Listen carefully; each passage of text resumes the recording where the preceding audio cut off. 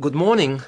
Good morning. How can I help you? I understand that the school organizes trips to different... Yes, we run 5 every month. 3 during weekends and 2 Wednesday afternoon trips. What sort of places? Well, obviously it varies, but always places of historical interest, and also which offer a variety of shopping because our students always ask about that. And then we go for ones where we know there are guided tours because this gives a good focus for the visit. Do you travel far? Well, we're lucky here, obviously, because we're able to say that all our visits are less than 3 hours' drive. How much do they cost? Again, it varies. Between £5 and £15 a head, depending on distance. Uh-huh. Oh, and we do offer to arrange special trips if, there are more than 12 people. Oh, right. I'll keep that in mind. And what are the times normally? We try to keep it pretty fixed so that students get to know the pattern. We leave at 8:30 a.m. and return at 6 p.m. We figure it's best to keep the day fairly short. Oh, yes. And how do we reserve a place? You sign your name on the notice board. Do you know where it is? Uh-huh. I saw it this morning. And we do ask that you sign up 3 days in advance, so we know we've got enough people interested to run it, and we can cancel if necessary, with full refund, of course. That's fine, thanks. Before you hear the rest of the conversation, you have some time to look at questions 5 to 10.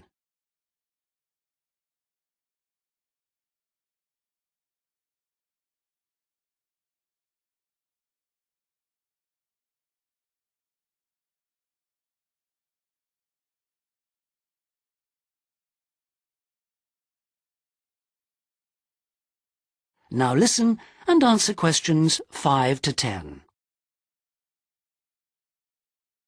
And what visits are planned for this term? Right, well, I'm afraid the schedule hasn't been printed out yet, but we have confirmed the dates and planned the optional extra visits, which you can also book in advance if you want to. Oh, that's all right. If you can just give some idea of the weekend ones, so I can, work out when to see friends, etc. Oh, sure. Well, the first one is St. Ives. That's on the 13th of February, and we'll have only 16 places available, because we're going by minibus. And that's a day in town with the optional extra of visiting the Hepworth Museum. All right, yeah, that sounds good. Then there's a London trip on the 16th of February, and we'll be taking a medium-sized coach, so there'll be 45 places on that. And let's see, the optional extra is the Tower of London. Oh, I've already been there. After that, there's Bristol on the 3rd of March. Where? Bristol, Bristol. Okay. That's, in a different minibus with 18 places available. Oh, and the optional extra is a visit to the SS Great Britain. Okay. We're going to Salisbury on the 18th of March, and that's always a popular one because the optional extra is Stonehenge. So we're taking the large coach with 50 seats. Oh, good. And then the last one is to Bath on the 23rd of March. Oh, yes. Is Bath the Roman city? Yes, that's right. And that's in the 16-seater minibus. And where's the optional visit? It's to the American Museum. Well worth a visit. Okay, well, that's great. Thanks for all that. My pleasure. Oh, by the way, if you want more information about any of the trips, have a look in the student newspaper. Okay. Or have a word with my assistant. Her name is Jane Yentob. That's Yentob. Right, I've got that. Thank you very much for all your help. You're very welcome. I hope you enjoy the trips. Now turn to Section 2.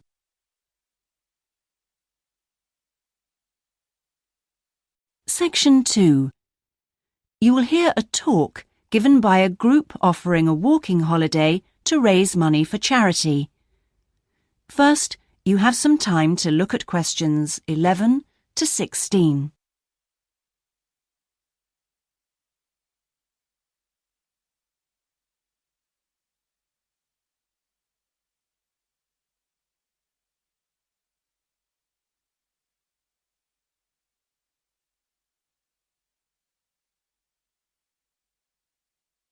Now listen carefully and answer questions 11 to 16. Good morning. I'm very pleased to have been invited along to your club to talk about our charity-sponsored walking holiday for education aid. I'll start by giving you a brief overview of what it entails.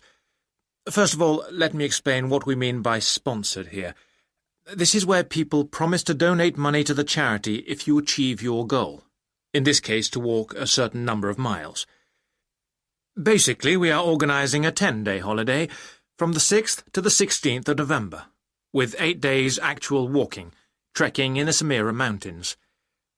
Let's have a look at some of the details.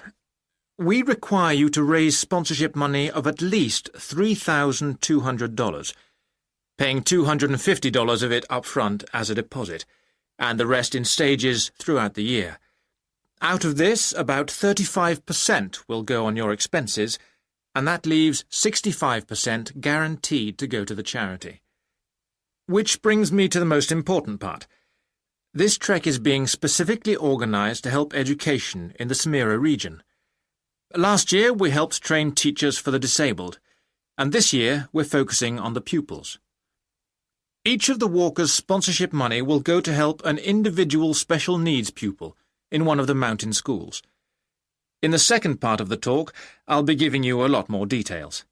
But back to the basic information. Age limits. This is the second time we've run this kind of holiday, and on the first we even had an 80-year-old. But we found it was wise to establish limits this time. You have to be at least 18, and the top limit is now 70, though you need to obtain a health certificate from your doctor if you are over 60 years old. Now, the Samira Mountains are among the highest in the world, but you mustn't be too daunted. We will mainly be trekking in the foothills only, although there will be spectacular views even in the foothills. However, you will need to be extremely fit if you aren't now and you're interested in coming with us. You have plenty of time to get into shape. You'll be sleeping in tents, so you must have quite a bit of equipment with you, but you will be helped by local assistants. Your bedding and so forth will be carried by them. We ask that you only walk with a small rucksack with needs for the day. I don't think I've really said enough about the marvellous area you'll be walking in. Let's have a look at some of the sights you'll be seeing. Apart from these spectacular snow-covered peaks and valleys, there are marvellous historic villages. The area's been famous for centuries for making beautiful carpets, although recently there has been a trend to move into weaving blankets and wood carving. The people are extremely friendly and welcoming. We deliberately keep the party small in size to minimise disruption to people and landscape. Before you hear the rest of the talk, you have some time to look at questions 17 to 20.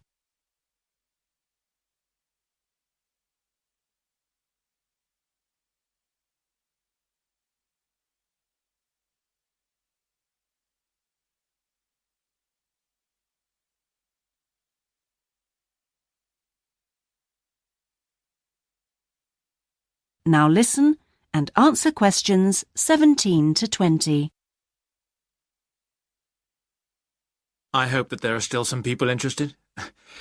I will be distributing leaflets at the end where you can find out more information. But just for the moment, I'll outline the itinerary, the main high points of the holiday. Obviously, you'll start by flying out to Kishbar, the capital city, on day 1.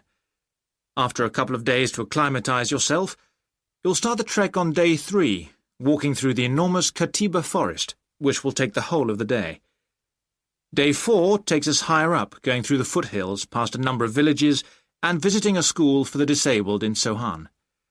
Then you have a rest day, that's day 5, before going to the spectacular Kumi Temple, with 12th century carvings, set in a small forest by a lake, and that's day 6, the highlight for many. We stay near there for day 7, because then comes the hardest day, walking through very mountainous country, but culminating in a swim in the Pate Falls. This is the highest waterfall in the region. Day 9 is much easier, with part of the day spent in a village where they make some of the gorgeous red blankets. Then back down to Kishbar, and the journey home. So, you can see it's a pretty packed timetable. That is the end of section 2. You now have half a minute to check your answers.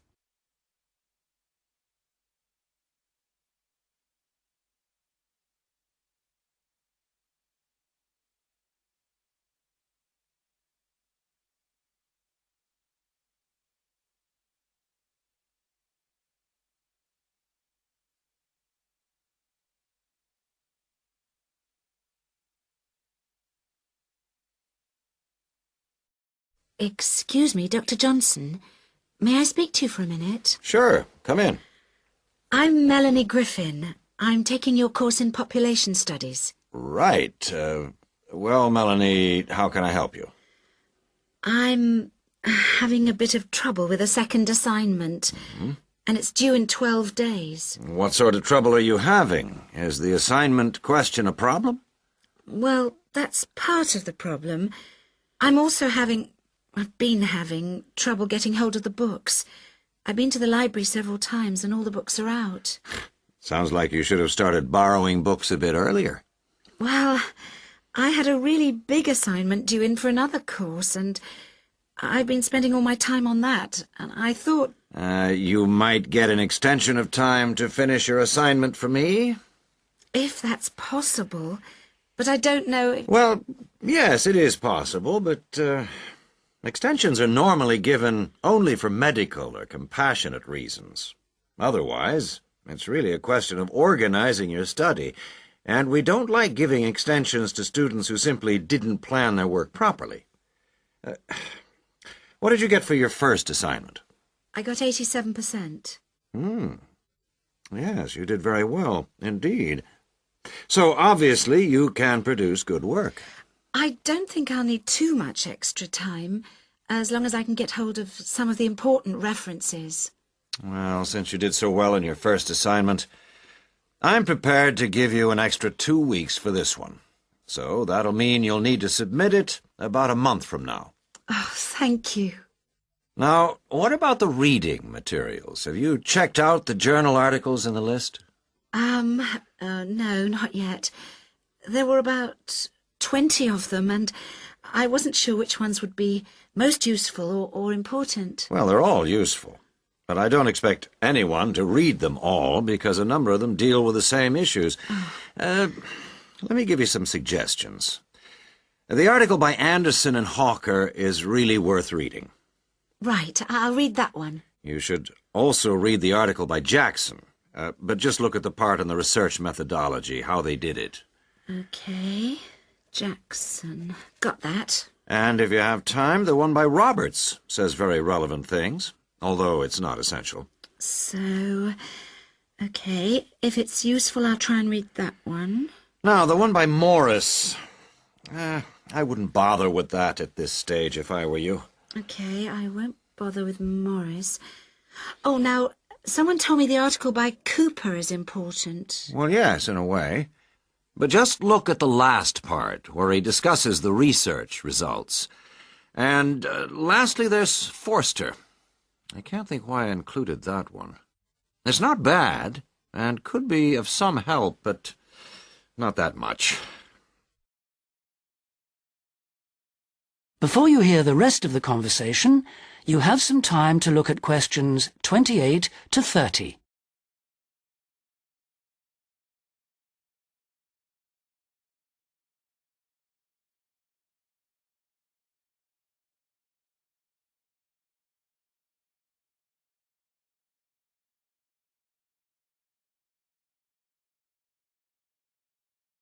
Now listen and answer questions 28 to 30. Now, let's deal with the assignment question. What's the problem there? It's the graph on page 2. What seems to be the problem? It's just the bar graph showing reasons why people change where they live. Well, I've got a photocopy, but the reasons at the bottom are missing. Ah, okay. Look at the first bar on the graph. Now, that indicates the number of people who move because they want more space. Oh, I see. Bar 1. OK. Now what about the next bar? Bar 2 is to do with the people living nearby, disturbing them, so they chose to move away to somewhere quieter. Now let's look at bar number 3. Another reason people change their place of living is because they want to be closer to the city. OK. Proximity to the city is an issue. Now, bar number 4 refers to problems when the owner of the property won't help fix things that go wrong. In other words, the owner is not helpful, and so the tenants move out. OK. Now what about bar 5?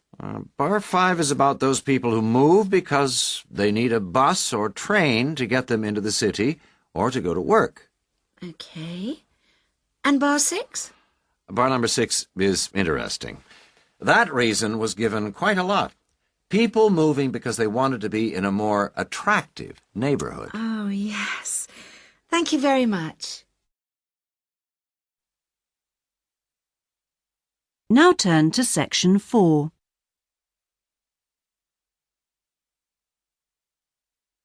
Section 4. You will hear part of a lecture about hotels and the tourist industry. First, you have some time to look at questions 31 to 40.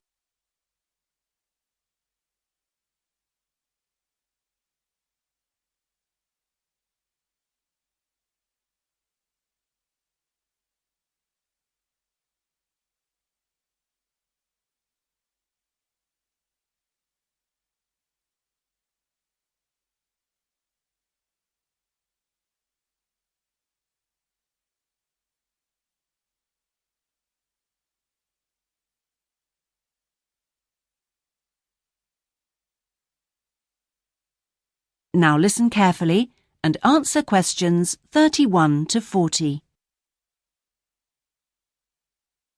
Good morning, everyone. Today's lecture forms part of the Hospitality and Tourism module. Last week, I looked at the economy end of the hotel business. This week, I'm going to discuss the luxury end of the market. Let's consider the following scenario. You wake up in the middle of the night in a strange hotel miles away from home, disoriented most probably from jet lag, when even the most expensive surroundings can seem empty and dispiriting. You have paid a great deal of money to stay in this first-class hotel with its contemporary technology, but according to recent research carried out by an international travel and public relations company, all is not well. The research suggests that even the most opulent, luxurious hotels seem to have underestimated the most basic needs of their customers, be they traveling for work or pleasure. The need to feel at home in surroundings which are both familiar and inviting. Do these findings, however, apply only to hotels situated in particular areas? Is it possible that the external environment can affect a guest's well-being? The company's research covered a whole range of different hotel types, both independent hotels and those which are part of large chains. They investigated chic so-called boutique hotels in the heart of downtown business districts, stately mansions located in the depths of beautiful countryside, and plush hotels built at the edge of tropical beaches, surrounded by palm trees and idyllic blue ocean. And the research concluded that what was outside the hotel building simply didn't matter. This is a fascinating revelation, and those of you hoping to move into careers in the travel and leisure industry would be well advised to look at the findings in more detail. But back to the main point of this lecture, the need to feel at home. What can the hotel industry do about it? And is the very idea so subjective that it's impossible to do anything about it on a global basis?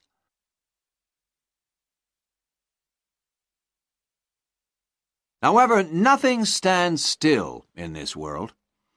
One company has come up with the slogan, "Take your home with you," and aims to provide clients with luxury serviced apartments. Those in the business travel industry maintain that these service departments dispense with all the unwanted and expensive hotel services that business travelers don't want, while maximizing the facilities they do want. For example, not only sleeping and living accommodation, but also a sleek modern kitchen that allows guests to cook and entertain, if they wish, at no additional cost. The attractions of such facilities are obvious, and it'll be interesting to see whether the company manages to establish a trend all over the world and make a lasting impact on the luxury accommodation market. Now, finally, I want to consider the psychology underpinning the traditional holiday hotel industry. As a hotelier, how do you go about attracting people to give up the security of their own home and entrust themselves to staying in a completely strange place and sleeping in an unfamiliar bed? Firstly, hotels exploit people's need to escape the predictability of their everyday lives. For a few days, people can pretend they are free of responsibilities and can indulge themselves. Secondly, there is something very powerful in our need to be pampered and looked after. It's almost as if we returned to being a baby when everything was done for us and we felt safe and secure. And not far removed from this is the pleasure in being spoilt and given little treats, like the minuscule bottles of shampoo and tiny bars of soap, the chocolate on your pillow at night. And we actually forget that we are paying for it all. Next week, I'm going to look at eco-hotels, a fairly new phenomenon, but increasingly popular, particularly... That is the end of section 4. You now have half a minute to check your answers.